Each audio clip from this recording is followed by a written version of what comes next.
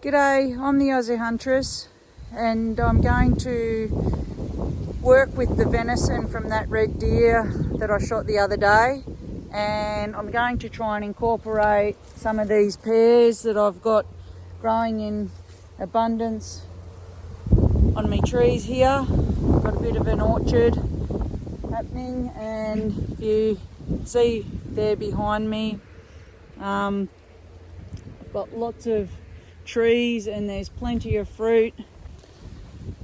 Yeah, as you can see, there's plenty of them, so that'll be good if I can pop them in some of the burger recipe, or might even try a venison curry.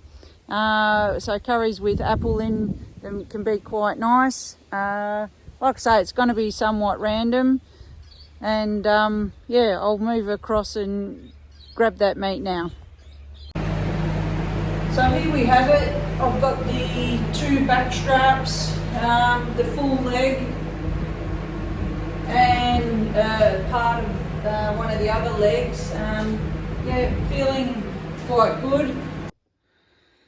So this is what I've got to work with today. Some fresh coriander, some garlic, eggs, onion, pears, apples, spinach, and then there's the meat that I've just grabbed from over in the chiller, which has been hanging for a week now.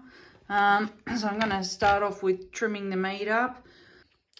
Okay, so there we have it from that half leg of venison. I've got enough to pop through the mincer. I've made these 4 steaks that are about, you know, a bit thicker than my thumb. They should be delicious. The texture of that is just so soft.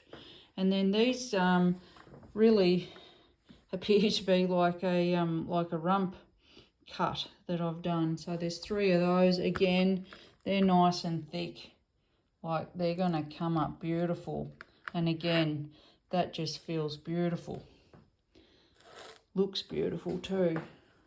I'm pretty sure it's going to taste beautiful. So I'll get the mincer out and I'll mince this up before I start to deal with these back straps. They look a little bit average at the moment, covered in hair and stuff, but they'll come up all right. Okay, so we're ready for action. Whack that mincer on. Use the tool.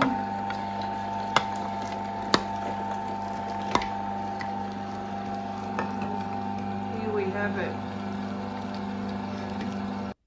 I've decided I'm going to do a double mince in order to try and get a better consistency of that fat mixed through the mince, and you can see the difference this time as it comes through.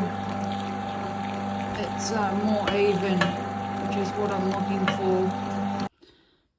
I've added one of these little apples. They're so delicious and sweet.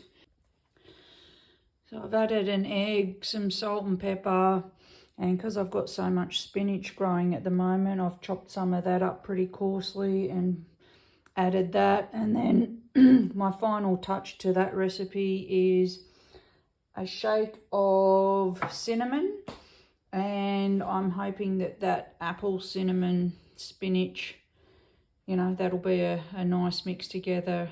And that's pretty much it. I'm going to mix it all together and then let it rest. I might just add a small handful of some breadcrumbs just to help bind that together. That's going to be the only other thing I'm going to add. So there we have 5 apple and cinnamon venison burgers. They're going to go on the barbecue. So here we have it, the apple and cinnamon burgers. I'm about to pop them on the barbie, and I'm just going to use a bit of lemon to give the barbie top a quick clean up. That'll do it. And as you can see, I've got a bit of that fat that I've saved from the venison earlier. and I'm just going to use that instead of oil.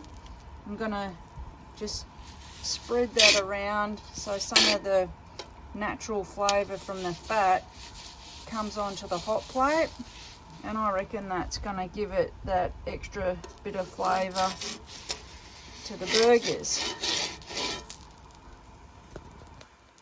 So there they are, they're cooking away nicely. They're starting to smell pretty good too. So I reckon another few minutes and they'll be ready for serving.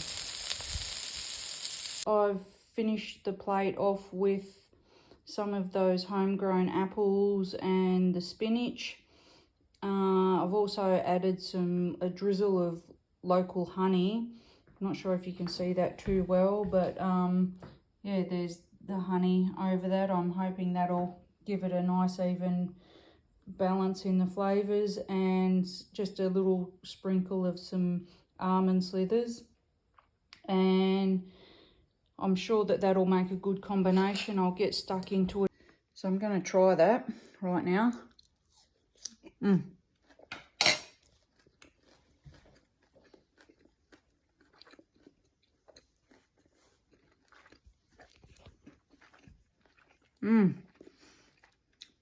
That is good. That's actually the way to go. That is really, really nice, and yeah, not too bad for a, you know, just a recipe that I've pretty much concocted on the day. But oh, I love doing this sort of stuff, just trial and experiment, and you know, just the good recipes for me come quite randomly, and yeah, I'm going to keep sharing them as I go, because I've got plenty more to, you know, trial and share. So stay tuned. That's pretty bloody good. I'm very happy with that.